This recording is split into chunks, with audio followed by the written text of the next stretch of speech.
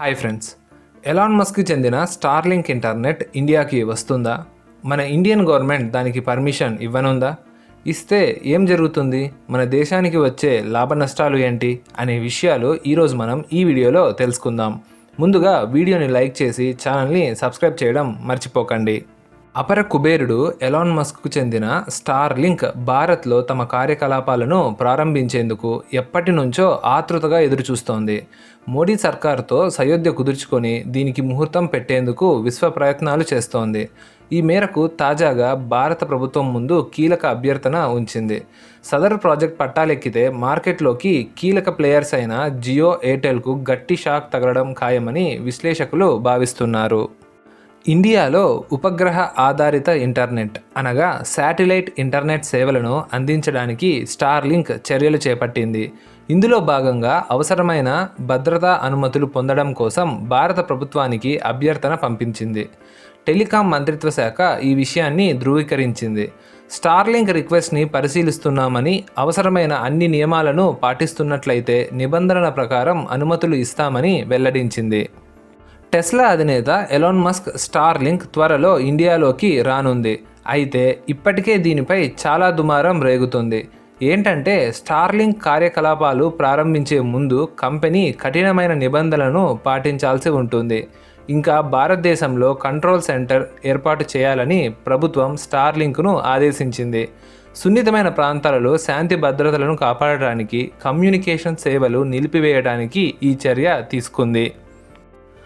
ఇది స్టార్లింక్ ప్లాన్లో ఒక ముఖ్యమైన ముందడుగుగా చెప్పవచ్చు. ఎందుకంటే భారత్ ఇటీవల ప్రత్యక్ష వేలం ప్రక్రియ కాకుండా అడ్మినిస్ట్రేటివ్ విధానంలో స్పెక్ట్రమ్ కేటాయించాలనే నిర్ణయం తీసుకుంది. ఇది కాస్త మస్క్ వ్యూహానికి అనుకూలంగా మారింది.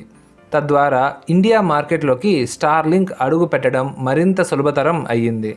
ఇటీవల ఓ కార్యక్రమంలో మాట్లాడుతూ టెలికాం మంత్రి జ్యోతిరాదిత్య సింధియా కూడా కొత్త ప్లేయర్ ఎంట్రీతో పోటీతత్వం పెరిగి తక్కువ ధరకు ఇంటర్నెట్ సేవలు అందుబాటులోకి వస్తాయని ఆశిస్తున్నట్లు చెప్పారు. ప్రస్తుతం రిలయన్స్ జియో భారత్ బ్రాడ్బ్యాండ్ మార్కెట్లో 1.4 కోట్ల వైడ్ కనెక్షన్లతో ఆధిపత్యం చలాయిస్తుంది. 479 మిలియన్ల కంటే ఎక్కువ టెలికాం వినియోగదారులకు సేవలు అందిస్తోంది.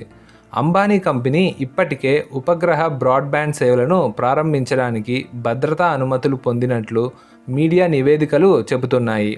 ఇక స్టార్లింక్కు సెక్యూరిటీ క్లియరెన్స్ లభిస్తే మార్కెట్లో జియోకి గట్టి పోటీ ఎదుగుతుందని భావిస్తున్నారు. గ్రామీణ మరియు అభివృద్ధికి ఆమడ దూరంలో ఉన్న మారుమూల ప్రాంతాల్లో ప్రజలకు మరింత మెరుగైన కనెక్టివిటీ లభిస్తుందనే అంచనాలు కూడా ఉన్నాయి. శాటిలైట్ ఇంటర్నెట్ భారత్లో స్టార్లింక్ సేవలు అందుబాటులోకి వస్తే గ్రామీణ మారుమూల ప్రాంతాల్లో కూడా శాటిలైట్ ద్వారా హై స్పీడ్ ఇంటర్నెట్ పొందవచ్చు.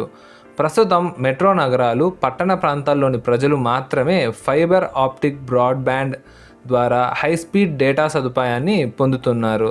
జియో, ఎయిర్టెల్ ఈ సేవలను అందిస్తున్నాయి. కానీ శాటిలైట్ ఇంటర్నెట్ వస్తే ఈ సమస్య తీరిపోనుంది. ఎక్కడున్నా హై స్పీడ్ ఇంటర్నెట్ను యాక్సెస్ చేసుకునే సదుపాయం ఉంటుంది. టీఓఐ వర్గాల సమాచారం ప్రకారం ప్రభుత్వం భద్రతా అవసరాలను కూడా పేర్కొంది.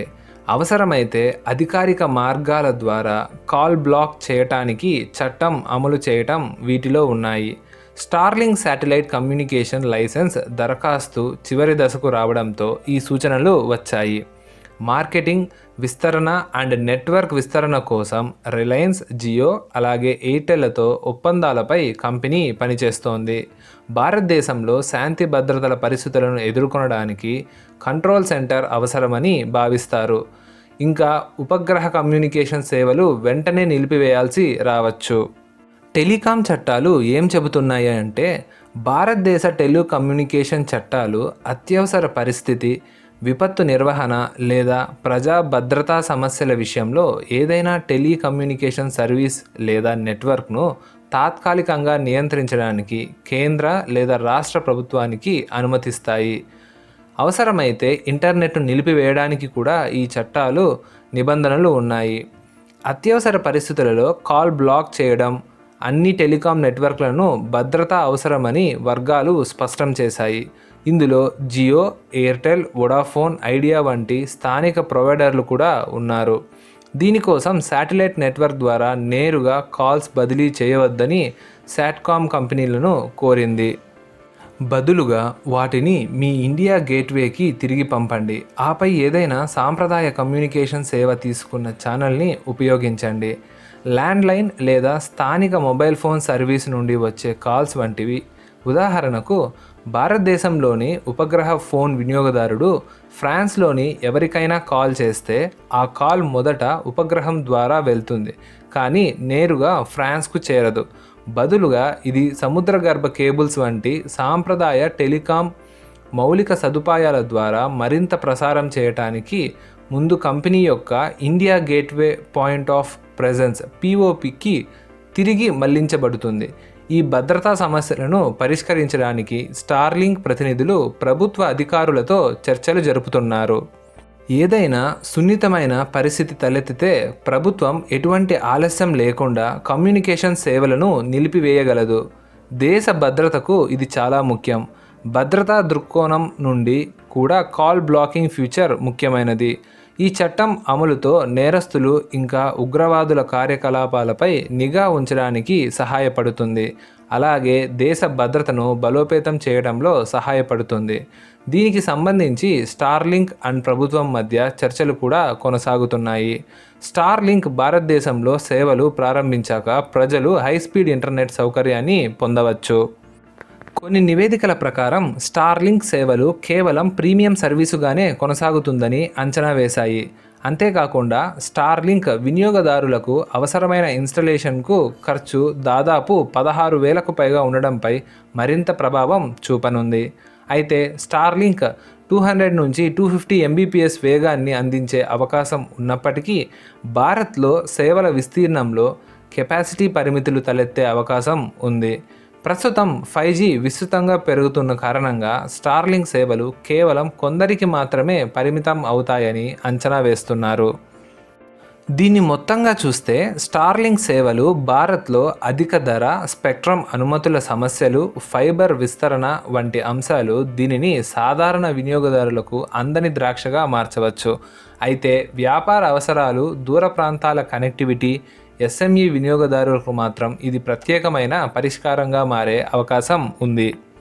అయితే స్టార్లింక్ సేవలు ప్రస్తుతం ఉన్న జియో, ఎయిర్టెల్ లాంటి ప్రముఖ బ్రాడ్బ్యాండ్ సేవల కంటే 10 నుండి 14 రెట్లు అధికంగా ఉన్నాయని విశ్లేషకులు అంచనా వేస్తున్నారు. తక్కువ భూమి కక్ష LEO ఉపగ్రహాల ద్వారా అందించే ఈ ఇంటర్నెట్ సేవలు ప్రభుత్వ సబ్సిడీలు లేకుండా తక్కువ ధరకు అందడం కష్టమే. భారతదేశంలో 94.5 కోట్ల మంది బ్రాడ్బ్యాండ్ వినియోగదారులు ఉన్నారు. ఇందులో 90.4 కోట్ల మంది వైర్లెస్ మొబైల్ ఇంటర్నెట్ను వాడుతున్నారు. మరి స్టార్లింక్ ఇండియాలో ఏ విధంగా ప్రభావం చూపుతుంది అని ఈ వీడియో మీకు నచ్చినట్లయితే లైక్ చేయండి, షేర్ చేయండి. మరిన్ని ఇంట్రెస్టింగ్ వీడియోస్ మిస్ కాకుండా ఉండాలంటే ఛానల్ని సబ్స్క్రైబ్ చేసుకోండి. Thanks for watching.